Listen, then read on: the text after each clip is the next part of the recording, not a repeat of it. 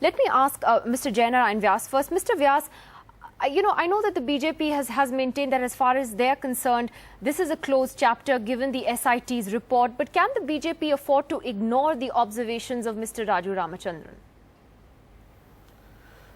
Well, Nidhi, let us place the things in right perspective. You very rightly said that he is basing his observations on the deposition given by one of the serving police officers. Now, perhaps you will like to know, and I am saying it on camera, that there are several contradictions in the statement that the gentleman makes. He mentions Amit Shah's presence there as a home minister, wherein at that time Amit Shah was not a home minister. He mentions Haren Pandya being present there, which again is a question mark. He mentions the Chief Secretary's presence there, who was vacationing abroad. Now, with this kind of a statement, which has holes at several places, I think at the best this can be discarded as imaginary and which doesn't have the sanction of the facts.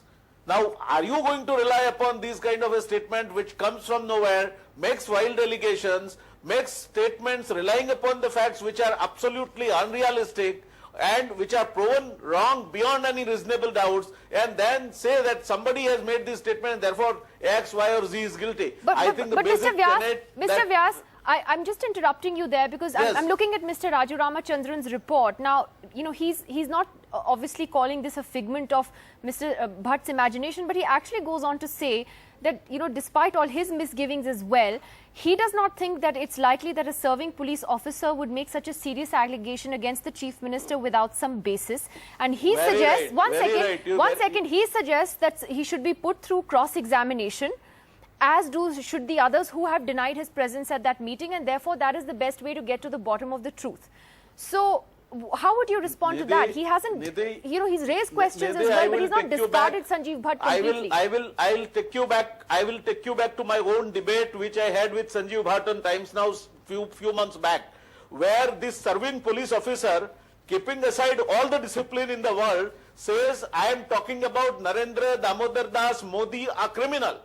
Now, would you call this fellow as somebody who has traits of a serving officer? One who can make and get away with any kind of statements? Okay, so I think relying upon the statements made by Mr. Rajiv Bhatt is absolutely and patently illegal, and it has no sanction of law, and it has no sanction of truth as well. Okay, let me ask Mr. Iyer though that at the end of the day, the SIT had to take into account the amicus curiae report and file its closure report, which we understand has said that there is no prosecutable evidence against the Chief Minister. Doesn't that ultimately have greater sanctity than what Mr. Ramachandran says, in a sense? The matter doesn't end with the Metropolitan Magistrate or any lower court. The amicus curiae was appointed by the Supreme Court. The Supreme Court has also supervised what the SIT did. And only now, only today, has Mrs. Jaffrey, the lady whose husband was brutally murdered during those horrible days when thousands of people were killed and tens of thousands were rendered homeless. She has now got the papers. She is going to determine what further action she'd like to take. This matter will be decided in the courts.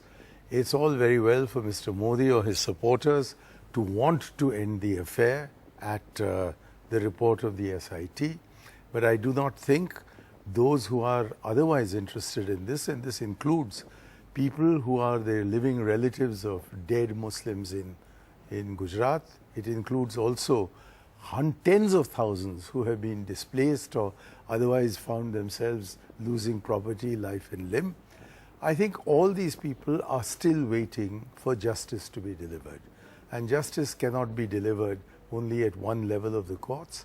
I would leave it to the courts to give their final decision. But the question you asked at the start, whether the cloud of 2002 would hang on Mr. Modi, I assure you and I assure him that it will, for there is absolutely no denying the most awful carnage that he presided over in his home state. Do you have the NDTV Profit app? All the markets, all the news and your own homemade, ready-made portfolio available there for you.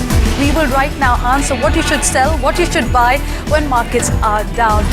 Download at ndtvprofit.com/apps. Get the best app from the channel you trust.